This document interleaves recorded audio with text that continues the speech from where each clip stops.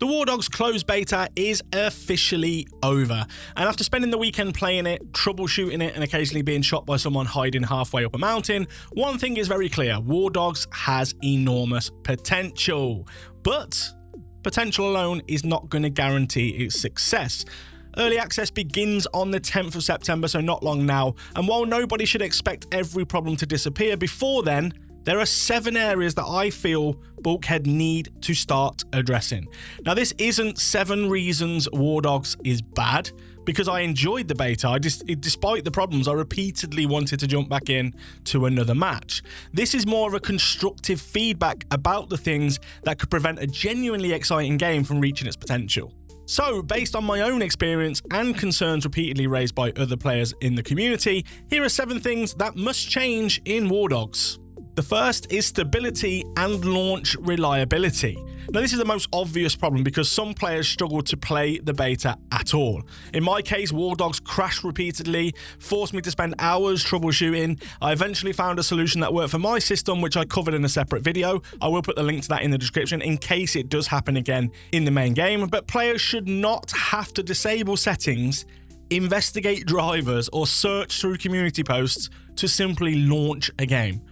Other players reported crashes during shader compilation, complete system restarts, and problems with easy anti-cheat. Now, opening night also brought long queues, authentication failures, and difficulties joining servers, which is expected because it's a high-profile game. There's a lot of people coming to this game. Now, not every player experienced these problems. Some people reported good performance and played throughout the whole weekend without a single crash. Performance also depends heavily on your hardware as well, your drivers and individual Windows configurations. However, the volume and severity of the reports mean that this can't just be dismissed as a few isolated cases. There's clearly an issue there. Yes, this was a beta. Testing server capacity and discovering technical problems is exactly what that beta is probably meant to do. But early access will bring another large wave of players, and their first experience cannot be several hours of troubleshooting. WARDOGS doesn't need to be technically perfect on the 10th of September, I'm not saying that, but it does need to launch, remain stable, and allow people to join a match reliably. The second thing that needs improving is the tutorial, in my opinion. The current tutorial explains basic controls, shooting, healing, and purchasing equipment. Those things are useful, but they aren't the systems that make WARDOGS difficult to understand. Most FPS players already know how to move, aim, and fire a weapon, but what they don't automatically understand is how towers interact with control zones, how FOBs work, where supplies come from, how deployments operate, why the hot zone matters, or how different actions generate money. A large number of players completed the tutorial and still entered their first match without understanding the game's most important strategic systems. Now, that doesn't make those players stupid, it just means the game is clearly not communicating its rules clearly enough. WARDOGS is trying to attract people from Battlefield, Call of Duty, Squad, Arma. Those audiences all arrive with completely different expectations. The tutorials need to teach people how to play WARDOGS, not simply how to play an FPS.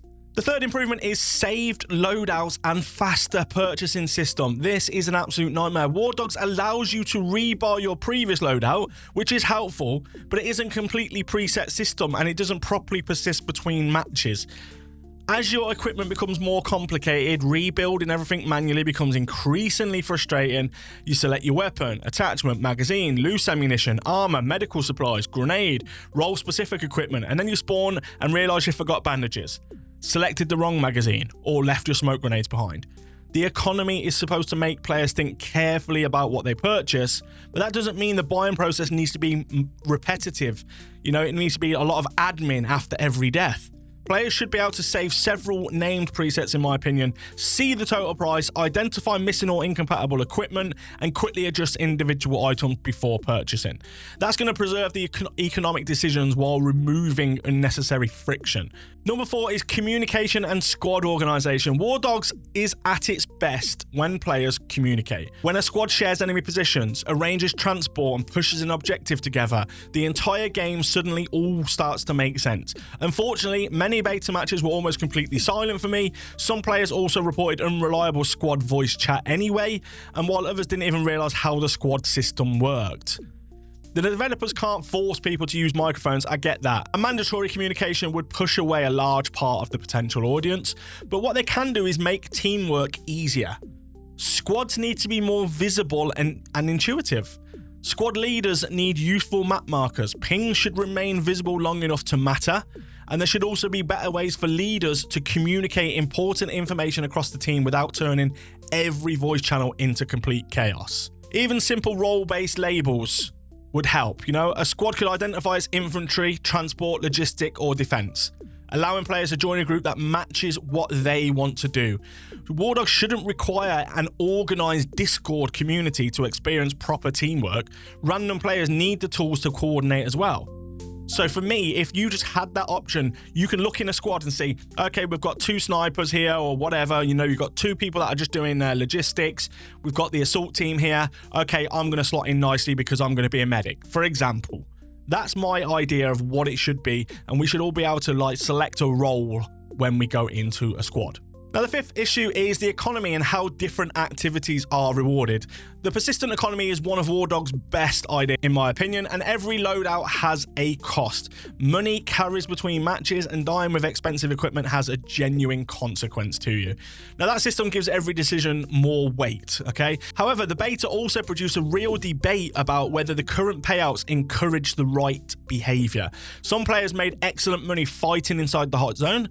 Others found that an expensive infantry loadout required several successful engagements simply to even break even. Logistics players reported risking their own money transporting supplies without always receiving a worthwhile return, while a safer activity could generate more consistent profit. Now, that doesn't mean the economy is completely broken. It just means that the balance between risk, reward, and team contribution needs to just be carefully examined.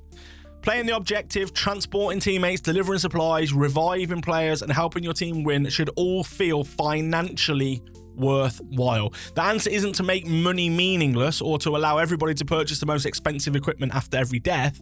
The risk is an important part of WARDOGS. The goal should be to ensure the most useful and dangerous team activities are rewarded appropriately, rather than encourage players to protect their bank balance by avoiding the fight. The 6th problem is long-range dominance and infantry counterplay. This point is based heavily on my own matches, if I'm being honest, because I don't have access to global weapon statistics. Now, in my experience, sniper and scope weapons are everywhere. WARDOGS has an enormous open space, long sightlines, plenty of hills, trees and buildings, all overlooking control zones, and that makes long-range combat an important part of the game, I get that. But it can also make ordinary infantry movement extremely frustrating. So you begin moving towards the objective, for example, a bullet passes you, you reach cover, and the moment you move again, you're dead. Frequently, you have no idea where the shot came from. And I'm not suggesting sniper rifles should become weak, because they're not exactly OP, because I've hit people in the head twice with a sniper rifle and they still haven't died. If somebody's positions themselves well, lands an accurate shot from several hundred meters away, they deserve that advantage. They deserve that kill. The problem is what happens when large numbers of players choose that playstyle and the battlefield stops offering enough practical counterplay. So smoke needs to be accessible and reliable, Infantry routes need meaningful cover. Spotting and communication tools must allow teams to identify dangerous positions, and the rewards also shouldn't make sitting safely on a hillside more attractive than contributing to the actual objective. WARDOGS should punish careless movement, but it also shouldn't make every journey towards the control zone feel like crossing an enormous shooting range. The 7th and final area is match flow and one-sided experiences. Well, WARDOGS already prevents players from freely joining a faction when it has significantly more players than the others, which is good. That means saying the game has absolutely no team balance would be inaccurate. Equal player numbers, however, do not guarantee an equal match. One of those factions might contain organised groups within the experienced pilots, builders, infantry squads. Another might consist of mainly new or solo players who are still trying to understand the map. Several beta matches felt extremely one-sided. One team controlled the important positions, while the others seemed to scatter across the map with very little direction. The 3-team structure to me can naturally help because 2 factions can attack the leading team, but it also can create the opposite result, which is the weakest faction attacked from 2 different directions. Now, I don't want WARDOGS to introduce aggressive skill-based matchmaking or remove any unpredictable sandbox experience. That's unpredictably is part of the game's identity, but losing teams may need stronger comeback opportunities, clearer strategic information, and better incentives for players to remain in the match.